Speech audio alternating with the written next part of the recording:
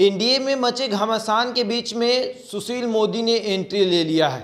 सुशील मोदी ने दोनों पक्ष को शांत रहने के लिए कहा है। सुशील मोदी ने साफ तौर पे कहा है कि एनडीए के घटक दलों को एक दूसरे पर बयानबाजी करने से बचना चाहिए।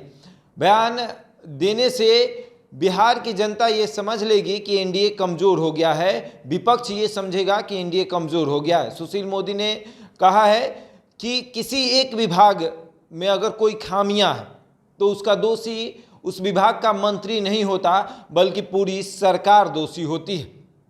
और रहा बात अग्निवीर का, अग्निपथ का, कानून व्यवस्था का, शिक्षा व्यवस्था का, स्वास्थ्य व्यवस्था का, तो इन सारे मुद्दों पर बैठ के बात किया जाएगा तो ज़्यादा अच्छा रहेगा। आरोप प्रत्यारोप से बात बिगड़ेगी और ऐसा लग रहा है कि राजद और कांग्रेस से लड़ने के बजाय बिहार एनडीए आपस में ही लड़ रहा है। यानी भाजपा और जदयू आपस में जिस तरीके से लड़ रहा है, सुशील मोदी ने उस पर कटाक्ष किया है और कहा है कि आप लोगों को राजद और कांग्रेस से लड़ना चाहिए, लेकिन आप लोग खुद से ही लड़ रहे हैं। देखिए, सुशील मोदी ने साफ तौर पर संजय जायसवाल को ये चेतावनी दी है, क्योंकि संजय जायसवाल ने शिक्षा व्यवस्था पर सवाल उठाया था। तो ये जो जवाब है वो संजय जायसवाल के लिए है कि बिहार में अगर कोई भी व्यवस्था खराब होती है, चाहे शिक्षा व्यवस्था हो, स्वास्थ्य व्यवस्था हो, कानून व्यवस्था हो, कोई भी व्यवस्था अगर खराब होती है तो उस खराब व्यवस्था के लिए उस विभाग का मंत्री दोषी नहीं, बल्कि पूरी की पूरी सरकार दोषी होती है।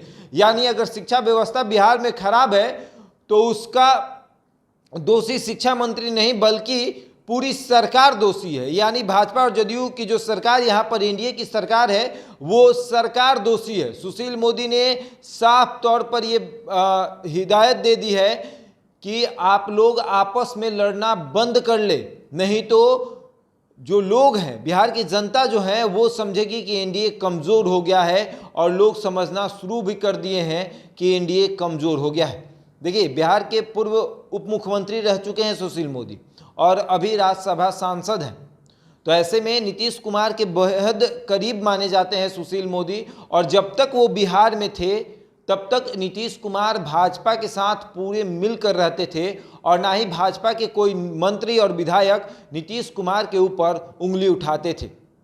लेकिन जैसे ही सुशील मोदी का बिहार से टिकट कटा, यानी बिहार से उनको दिल्ली भेज दिया गया, राज्यसभा सांसद बना के उनको दिल्ली बैठा दिया गया, उसके बाद से भाजपा लगातार जदयू पर हमलावर रहती है। हालांकि बिहार में एनडीए की सरकार है, भाजपा जदयू मिलकर यहाँ सरकार बनाई हुई है, लेकिन हमेशा भाजपा हमलावर रहती है जदयू पर। चाहे शराबबंदी की बात कर ले या फिर बीते दिनों अग्निपथ का जो विरोध हुआ उस पर संजय जायसवाल ने क्या कहा, और उसके बाद जब वो मामला थमा तो संजय जायसवाल ने शिक्षा व्यवस्था पर सवाल उठा दिया और सीधे सीधे जदयू पर हमला कर दिया।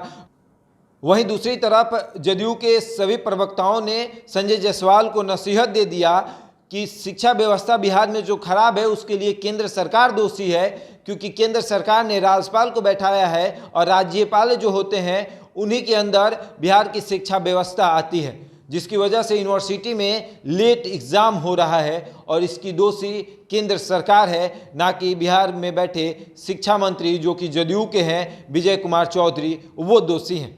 देखिए, लगातार जिस तरीके से भाजपा और जदयू आपस में लड़ रहे हैं उसको देखते हुए बीजेपी के नेता और बिहार के पूर्व उप मुख्यमंत्री सुशील मोदी ने ये नसीहत दी है एनडीए के नेताओं को कि आपस में लड़ना बंद करें। एनडीए के जो भी घटक दल हैं वो आपस में लड़ना बंद करें। आपको राजद और कांग्रेस से लड़ना है, ना कि आपस में लड़ना है। अगर आपस में लड़ना है तो लोग ये समझ जाएंगे कि बिहार में एनडीए कमज़ोर हो चुकी है और इनको कुछ नहीं करना है, इसलिए वो आपस में लड़ रहे हैं और एक दूसरे के विभाग के ऊपर सवाल खड़े कर रहे हैं। अगर किसी विभाग में कोई गलती हो रहा है तो उस विभाग का मंत्री दोषी नहीं है, बल्कि पूरी की पूरी सरकार दोषी है। अब देखने वाली बात यह है कि सुशील मोदी के इस नसीहत को क्या एनडीए के घटक दल मानते हैं या नहीं। बहरहाल इस खबर में इतना ही। बने रहे हमारे साथ और देखते हैं द इंडिया टॉप।